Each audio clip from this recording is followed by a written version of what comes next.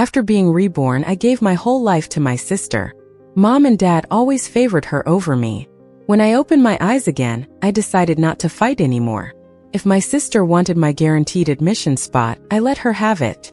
If she wanted my research project, it was hers. Even if she wanted my boyfriend, I gave him up too. This time around, I just wanted to live peacefully and learn to love myself. I was born to be me, and I don't feel sorry about it at all. Linda, you know your sister's health. She can't study and stay up late like you. She can't get into a good college through exams. So can you? Dad's voice cracked a little. Under Mom's fierce gaze, he forced the words out. Can you give your guaranteed admission spot to your sister? Sounded like a question, but it was really an order. No trace of shame. I was dazed, looking at Dad, who hadn't aged yet. The memory of plummeting from a tall building still fresh in my mind. It took me a moment to realize I'd been reborn. Back at 17, at the time when I could change my destiny. Mom saw me quiet for too long. Her face grew colder. Criticizing Linda, you're smart and capable, unlike your sister. Even if you don't want to give up this spot, you must. In the past life, she said the same thing. I was furious then, standing my ground that I wouldn't give up what belonged to me. But in the end, under the table, my spot was given to my sister. They didn't even tell me it was decided. I wasted months, didn't take the college entrance exams, and missed out on my dream school. When I confronted them about it, what did they say? Just repeat a year, it's no big deal. They said it so casually, making me study another year. I finally got into college but faced the issue of my sister potentially failing out. Mom and Dad wanted me to give her one of my research projects to ensure her graduation. I refused. They pulled strings at school again, using their influence. I cried and fought but ended up not having enough credits myself, getting expelled. Back then I didn't understand. The things that could be taken away weren't really mine. The spot, the project, none were rightfully mine in the first place. But what truly belongs to me, like my grades and knowledge, remains forever mine. I looked up into my parents' eyes and calmly said, "All right, I'll give it up." Mom seemed surprised at my compliance. Dad let out a sigh of relief, feeling as if a weight was lifted. "Linda, you being so sensible makes us proud," he said. Then he handed me a gift I'd wanted for so long. A complete set of Lego battleships. Enough to fill my room. In my previous life, it had been in my sister's room. I lived life routinely. School, home. Chewing on already familiar knowledge. When I got tired, I'd assemble the Lego pieces on the floor. Weekends were spent studying those tiny blocks. Finally, after 6 months, I completed the battleship. Not long after, my sister broke it. She saw it in my room and invited friends over to show off. Even in her fragile state, she tried moving the massive structure to the living room. It crashed, shattered to pieces. She even hurt her forehead. In tears, she apologized, vowing to fix it. I nodded, agreeing with her promise. She scoured for the bits, getting scratched and dirty. Mom saw the mess, scolding me harshly. "It's just a model. Does your sister have to crawl like a dog looking for pieces? Linda, can't you sympathize with your sister's health?" She forgot it was my sister who offered to fix it. Forgot I had spent 6 months piecing it together like a dog myself. But it was okay. I never had any expectations from Mom, so I was never disappointed.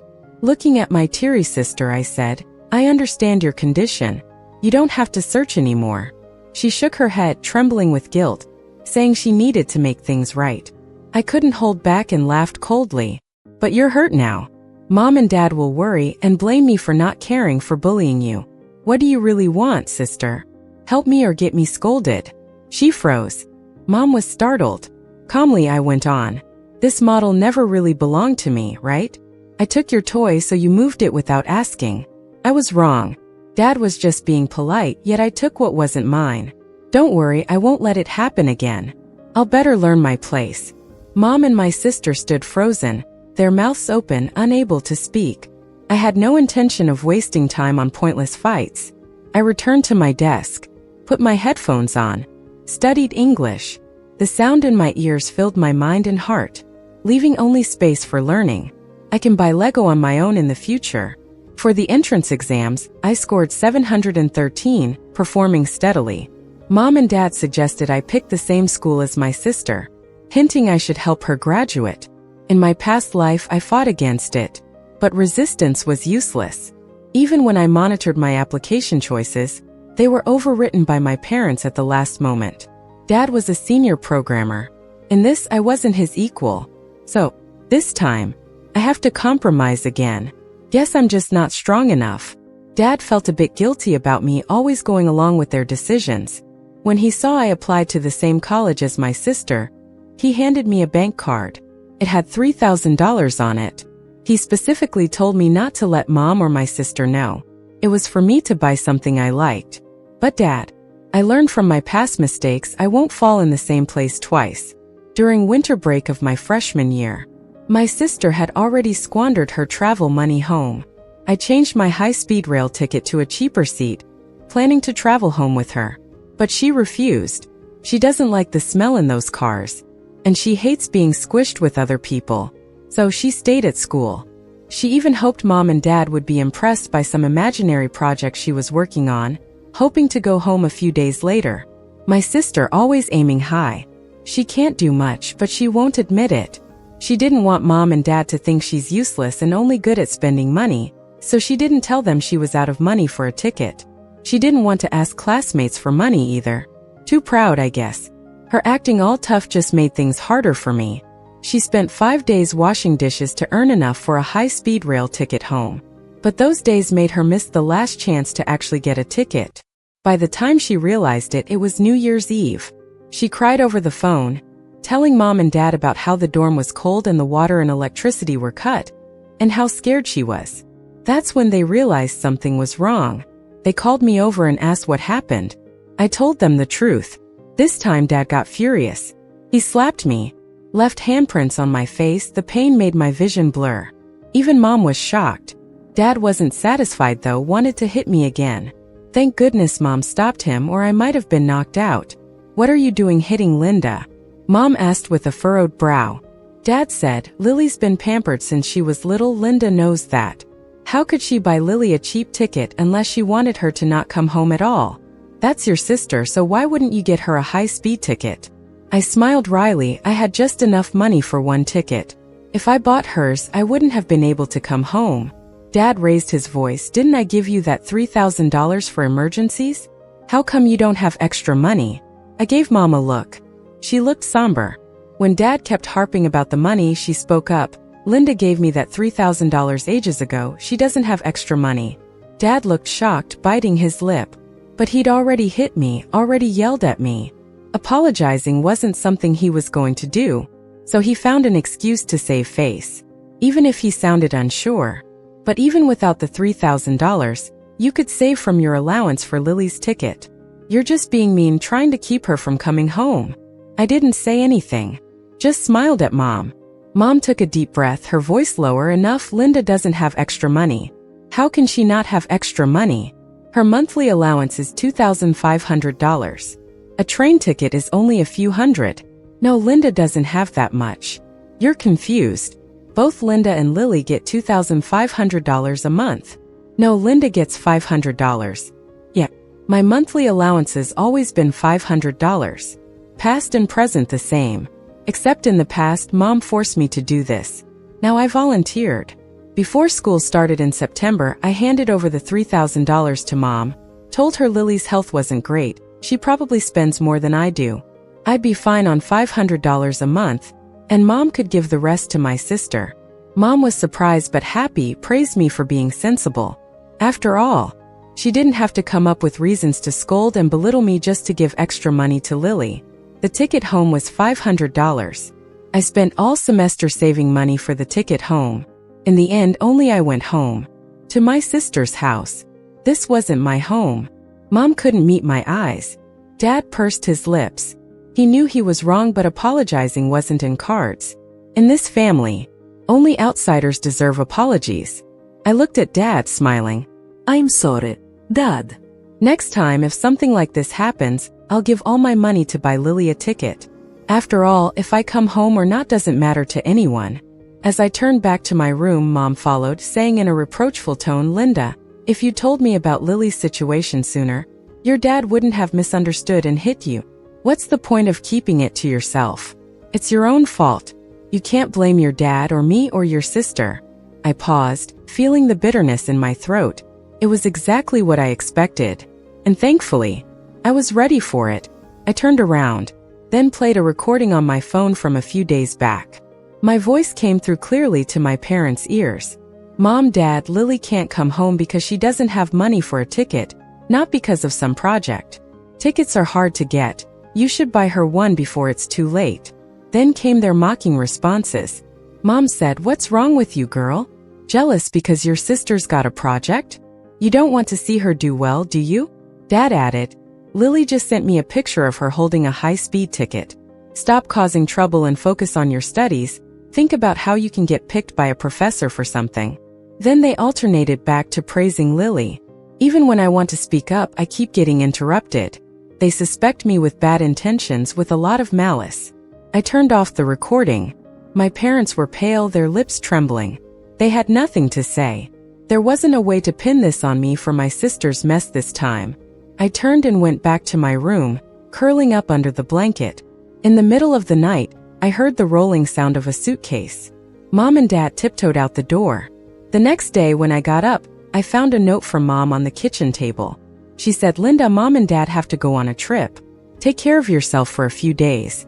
I looked at the note, casually opened the empty fridge, and felt a chill in my stomach. Looks like these days aren't going to be easy for me. I knew they went to find my sister. Getting a ticket home from college was tough, but the other way around was easy. In the morning, they appeared at my sister's school with a cake, surprising her. She shared it all on social media, writing, "Even though it's not my birthday, nothing stops us from having cake as a family. Right?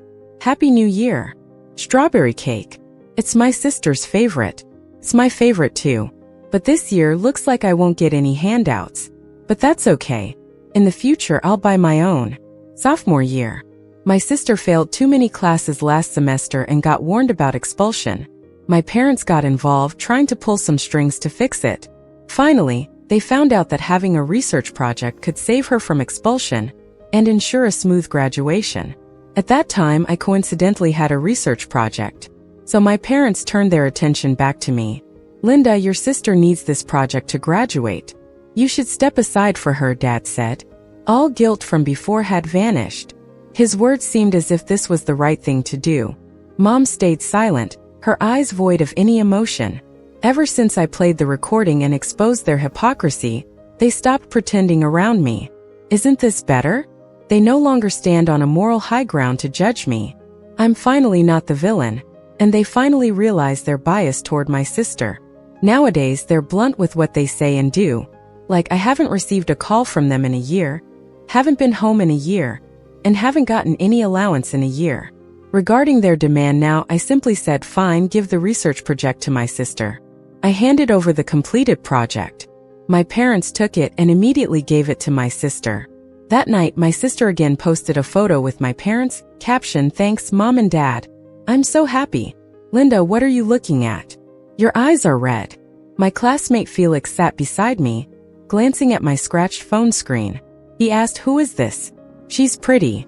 I sniffed a bit. "That's my sister, my real sister." Chuckling, he pointed out, "The photo only has your parents and your sister. Were you the one taking it?" I shook my head. "No, it's not my photo. They didn't invite me to the meal." Stunned, he said, "You're kidding, right? Your parents, your sister?" I gave a heavy nod. He looked awkward but tried to smooth it over. All right, I know you're feeling neglected. Let's go, I'm treating you to dinner." Without any hesitation, I pushed him away. "No, you go ahead." He frowned. "Linda, seriously? I've been pursuing you for a year. Am I not handsome or good enough? Why won't you agree to be with me?"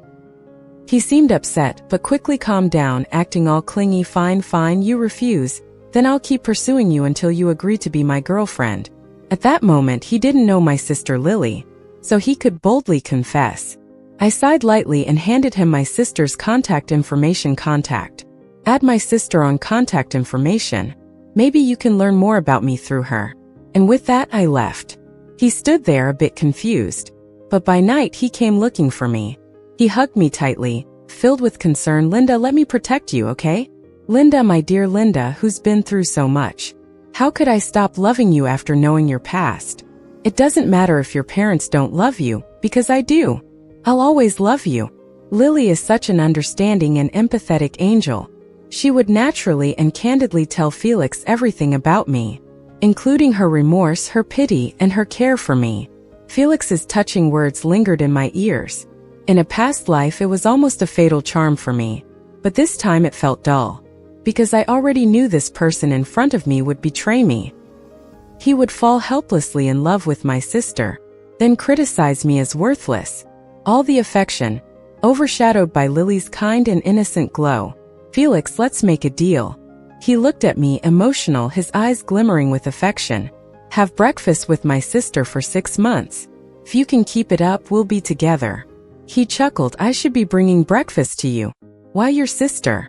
She already has so much love." I forced a bitter smile. Yeah, it's odd, isn't it?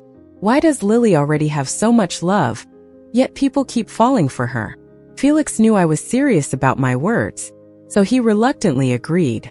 When parting, he warned 6 months after that, "You'll definitely be my girlfriend." I nodded. Faced with that promise, I remained calm.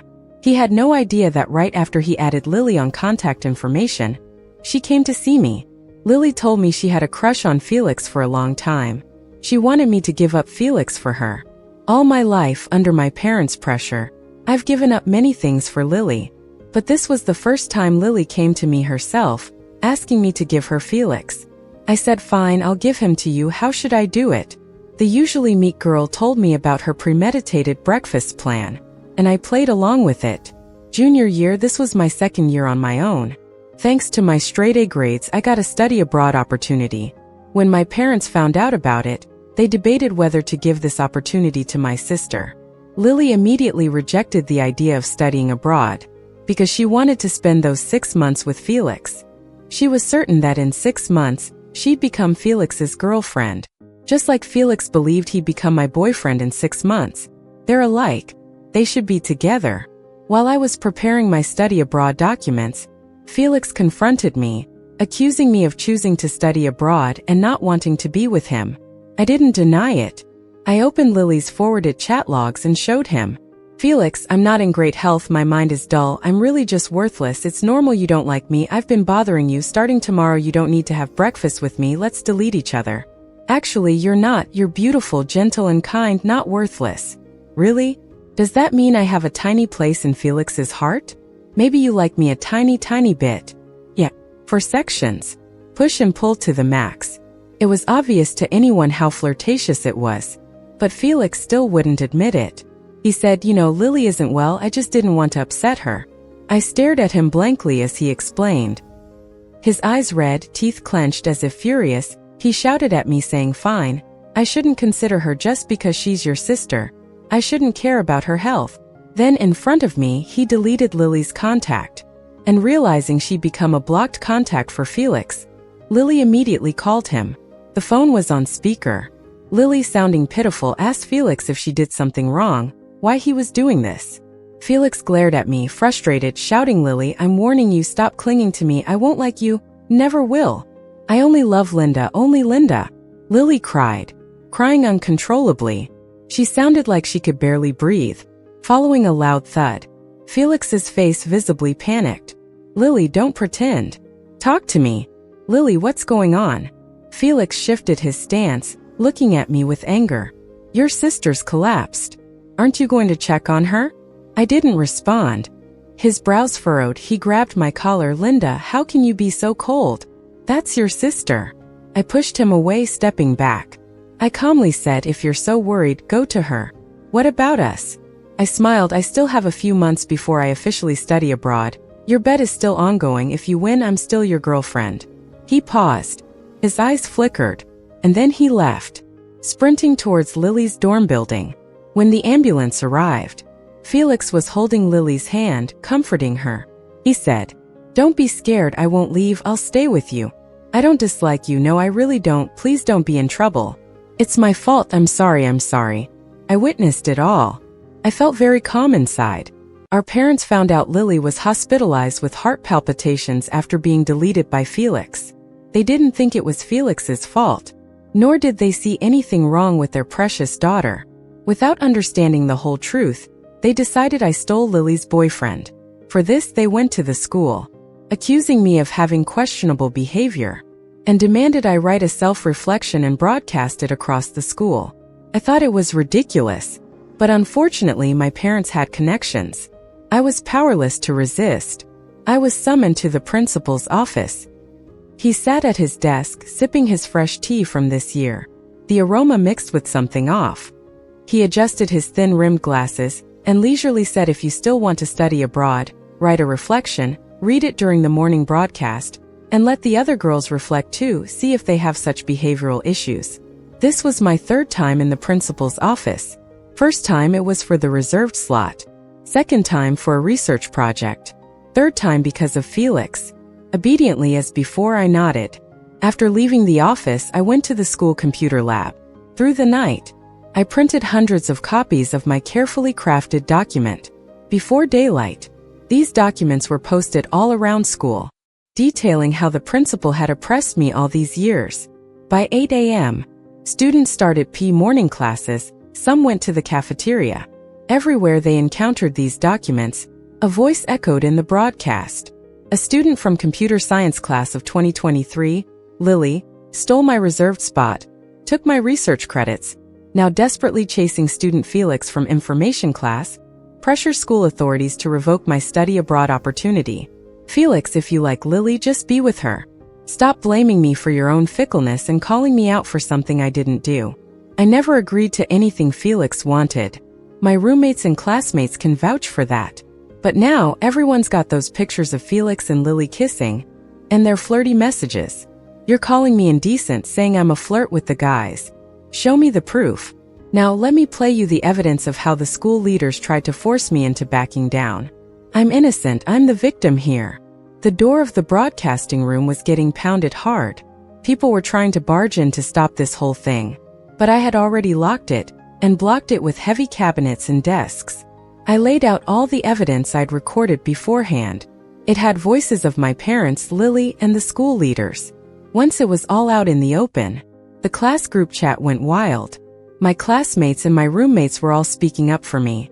They said, Linda, you did nothing wrong, we got your back. Linda, don't be afraid, we'll testify for you.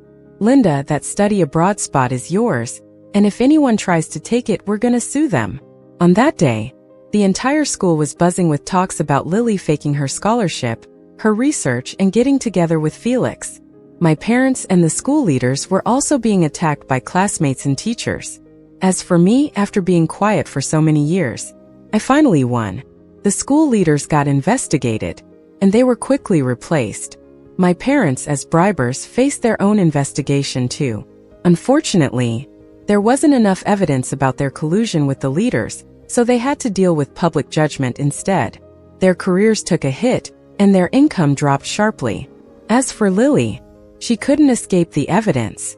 She used to have a ton of friends because of her sweet and innocent act, but now they all turned against her. The forums were full of insults towards her. Lily might look sweet, but she's really just a leech sucking her sister dry. No wonder we're always busy with our research, and she's always looking immaculate in the lab. So many guys like her, and she chooses her sister's admirer?